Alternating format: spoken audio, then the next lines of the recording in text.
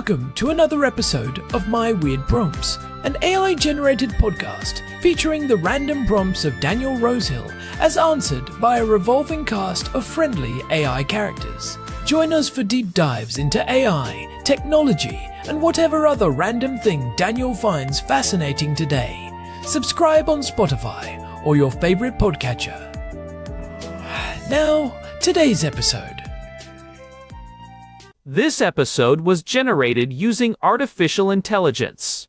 Please verify facts. Hi there, Herman and Corn. I'd love to chat today about the mechanics of creating LoRAs. These are really fantastic tools in generative AI for guiding a generalist model, whether it's image generating or video generation, in order to do something specific to you. So there's a couple of ones that I'd like to cover in this episode. Three actually. One is the character LoRA use case. Another is the geographic location use case, I'm going to call it. And the third is a stylistic use case. The first one, the character-based LoRA. I tried this with, I think I used about 50 images of myself because it was pretty easy to just take selfies, in different lighting conditions, different times of day, different perspectives. And that's the first thing that I'd like to ask you really is, for creating LoRAs, it's become, Replicate has a flux trainer now, and they make it very easy and affordable for anyone. You don't need to use your own GPU, but I was still kind of flying blind in terms of how many photos do I need? Do I want to actually do background removal or to get the best results? Or is it better to actually train the model on photographs of me against different backgrounds, like, a beach and the cafeteria and whatever.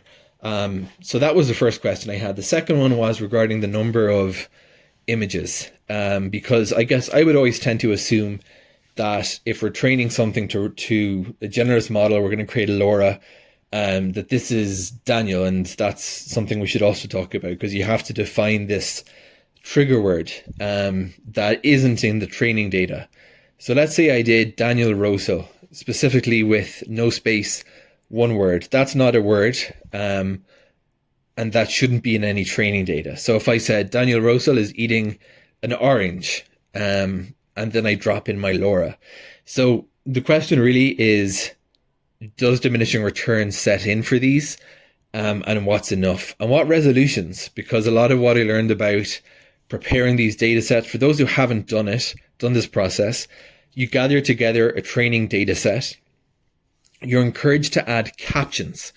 And that's another question I have is how much do the captions help? And you put these together in a very specific file format. You zip that up typically, and then you'll provide that to a trainer model, and that model will run on a GPU for a while, and you'll get a LoRA, which in practical terms is just I think it's usually a safe tensors file, right? And when you then use Flux or whatever model you're using, you add the if you're working Comfy UI, you add that with the diffusion model, and then you use your trigger word, and then you should be an accurate representation of the person. So those questions that I asked there would cover most of my questions about a person LoRA. And then to explain the use case for a location-based LoRA, so whenever I would prompt for Jerusalem, as in the city, it would always give me the Dome of the Rock, which is very counterproductive, because usually my whole idea in a lot of the idea I had in creating AI generated visuals about the city was to just kind of create calm, peaceful depictions of life here.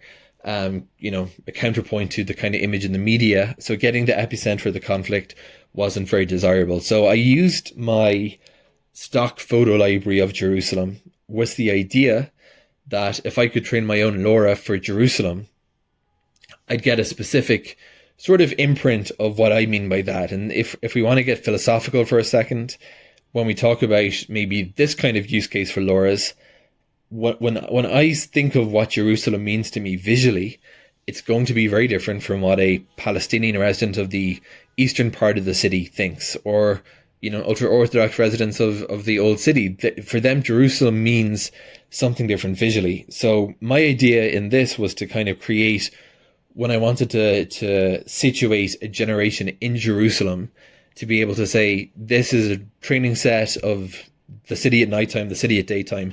That's what I mean. Train up on that. Final one, and this is much more relevant to my wife than it is to me, because as I mentioned, she's an architect, and she's very interested actually in this idea of a stylistic LoRA.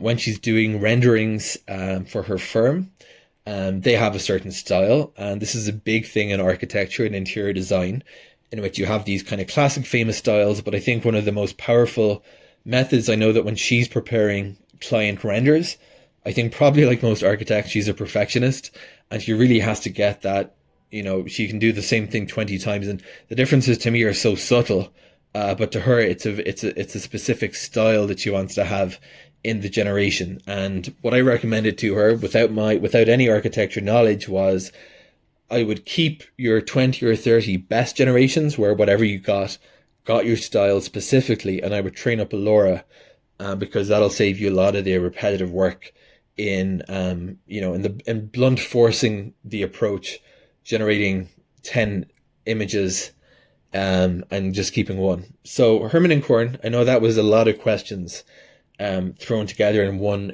lengthy prompt, but I'd love to talk today about the process of training LoRAs, preparing data sets, and I'm sure there's many more use cases than the three that I outlined here, but let's try to cover at least these three today. Training for character LoRAs, for character consistency, training for location-based LoRAs if we want to have a representation of a specific geography as it's familiar to us, and finally stylistic LoRAs for those who are creating creative assets like architectural renders or 3D or anime or whatever you have, whatever you're into, and that you have a specific style and look and a feel, and you want to kind of create that more reliably when you're using generative AI than just, as I mentioned, blunt forcing it until you get your desired result. Herman and Corn, let's talk about LoRAs today. Over to you. Hey everyone, welcome back to my weird prompts. We are hitting a pretty big milestone today, episode 541. I am Corn, and as always, I am joined by my brother and resident technical deep diver, Herman Poppleberry, at your service. It is good to be back in the studio, Corn, although calling it a studio might be a bit of a stretch since we are just in our living room in Jerusalem. It is a studio in our hearts, Herman. And speaking of our living room, our housemate Daniel sent us a really meat and potatoes prompt today. He has been playing around with generative AI models, specifically training LoRAs, and he had a bunch of questions about the mechanics of it all.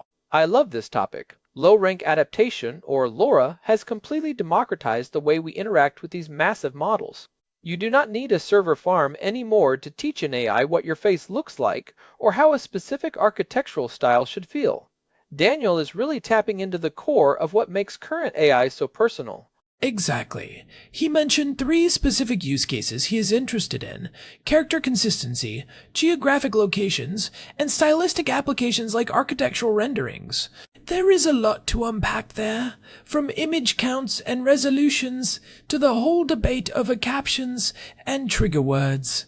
And he is right to be curious because the best practices have shifted quite a bit, especially with the newer architectures like Flux 1.1 and the latest Stable Diffusion iterations. It is not the same game it was even a year or two ago. So let us start with the basics of character consistency. Daniel mentioned he used about 50 images of himself, mostly selfies in different lighting and perspectives. Is 50 the magic number, or is he overdoing it? It is a great starting point, but the answer is usually, it depends. For a character LoRA, especially a face, you are trying to teach the model a very specific set of features that need to remain consistent. If you have 50 high-quality diverse images, you are in a good spot. But with the flow matching models we are using in early 26, I have seen incredible results with as few as 15 to 20 images if those images are varied enough. Varied enough is the key phrase there, right? I mean, if Daniel takes 50 selfies in the same room with the same lighting, he is not really giving the model 50 pieces of information. He is giving it one piece of information 50 times. Precisely. That is a classic mistake called overfitting. The model ends up memorizing the background or the specific shadow on his nose rather than learning the essence of his face. You want what we call a diverse dataset. You want some close-ups, some mid-shots, different clothing, different expressions, and definitely different environments. If the model sees Daniel in a kitchen, a park, and a cafe, it realizes that the only constant in those images is Daniel himself. That is how it learns to separate the subject from the surroundings. Which leads perfectly into one of Daniel's other questions, background removal. He asked if it is better to use background removal or train on diverse backgrounds. What is the consensus there? This is where the nerds really get into it. Personally, I am a fan of diverse backgrounds over artificial background removal. When you remove the background and replace it with pure white or transparency, you are essentially telling the model this person exists in a vacuum. The problem is that when you then try to generate that person in a new scene, the model can struggle with how light should hit the subject or how the edges should blend. You get this weird cutout look, like a bad green screen effect from the 1990s. That makes sense. It is like the model loses the context of how a human interacts with light and space. But what about those automated tools that blur the background? Bokeh, or shallow depth of field, can be helpful because it keeps the focus on the subject while still providing some tonal context for the lighting. But honestly, the best results in 26 come from high-quality natural images where the captions handle the heavy lifting of telling the model what to ignore. Okay, let us talk about those captions then. Daniel mentioned the importance of captions and trigger words. He used the example of Daniel Rosso as a single word trigger. Is that the right way to go? Using a unique trigger word is standard practice. You want something that the model does not already have a strong association with. If you just use the name Daniel, the model might get confused because it already knows thousands of famous Daniels. But Daniel Rosso as one word is a blank slate. Right, but what goes into the actual caption file? Are we just writing Daniel Rosso in every file, or are we describing the whole scene? This is the most important part of the training process that people often gloss over. There are two main philosophies here. One is the rare token method, where you just use the trigger word. But the more robust method, especially for complex models like Flux, is descriptive natural language captioning. You want to describe everything in the image that is not the subject you are training. Wait, that sounds counterintuitive. Why describe the things you are not training?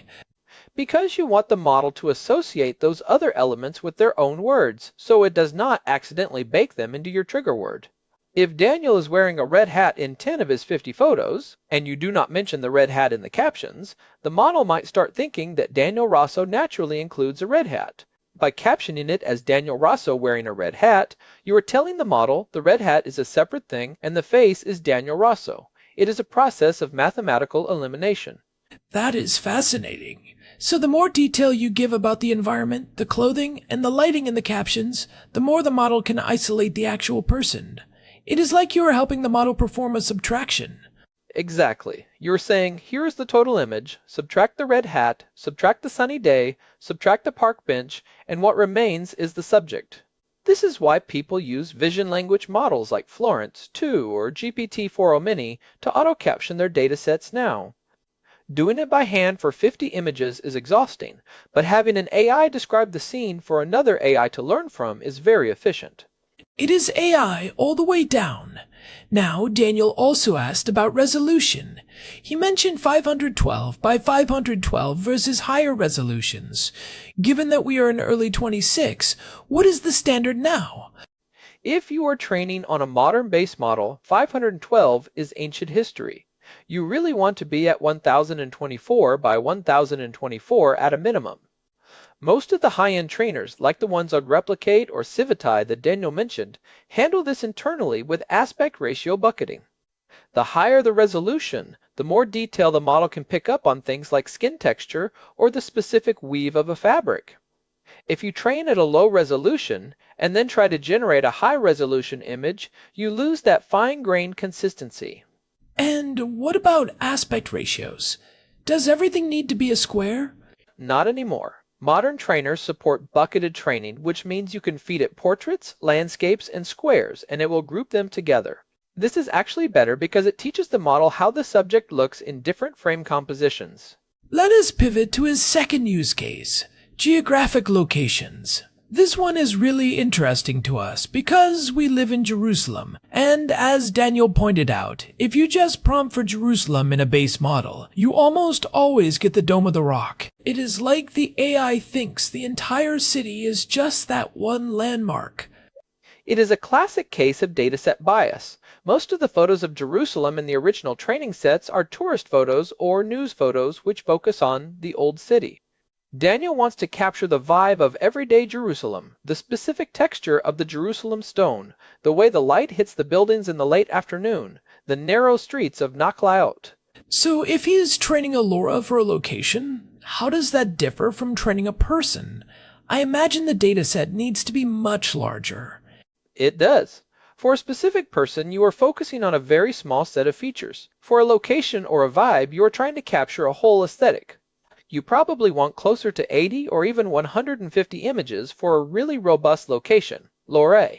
And instead of just one trigger word, you might want to use a set of consistent descriptive words in your captions like Jerusalem, stone, style. And I guess the variety becomes even more important there. You need Jerusalem at night, Jerusalem in the rain, Jerusalem in the summer heat. Right. And you have to be careful not to include too many unique landmarks unless you want those landmarks to appear every time. If every photo in your Jerusalem LoRA has a specific street sign in it, that street sign is going to show up in every generation.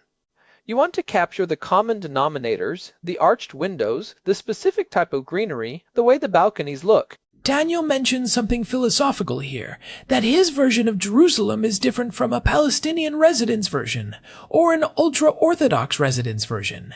That really highlights how LoRAs are a form of personal perspective, right? It is a subjective lens. A LoRA is essentially a mathematical representation of a specific point of view. By training his own, Daniel is effectively saying to the AI, forget what the internet thinks Jerusalem looks like, this is what it looks like to me. That is incredibly powerful for storytelling. You are no longer at the mercy of the average of the internet. It makes me think about the third use case he mentioned, stylistic applications for architectural renderings. His wife is an architect, and she wants to use LoRAs to keep her renderings consistent with her firm's specific style.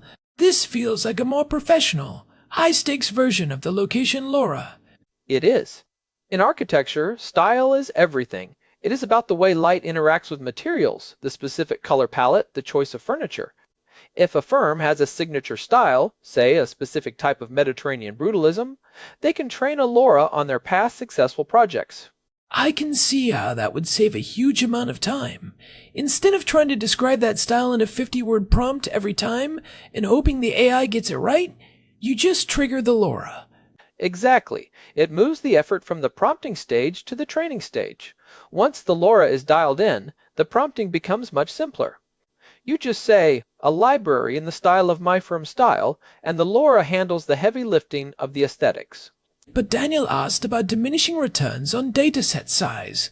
At what point are you just wasting your time adding more images to the architectural LoRA? There is definitely a plateau.